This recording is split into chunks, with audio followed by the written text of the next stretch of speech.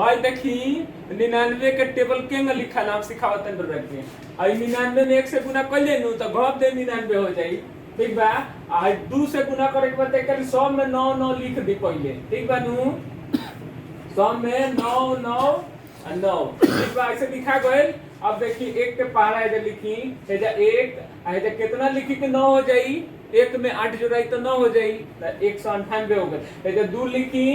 हेजा लिखम कितना तो 7 हेजा कितना लिखाई 3 तो हेजा कितना लिखाई 6 तो हेजा कितना लिखाई 4 तो हेजा 5 4 में कितना जोड़ दी 5 तो 99 में 5 से गुना हो गए। अब देखिए 6 से क्या गुना 6 से तो हेजा लिखी 4 के बाद 5 हेजा कितना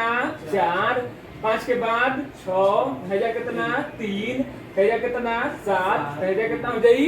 2। अच्छा हेजा में 9 से गुना करे के बाद 99 में तो देखी हेजा का कर देई 8 हेजा आ जाए 1 ठीक बा हेजा 8 के बाद 9 है ने 0 हो गल 99 के पहाड़ा ठीक बा चल देखी लोगन खूब।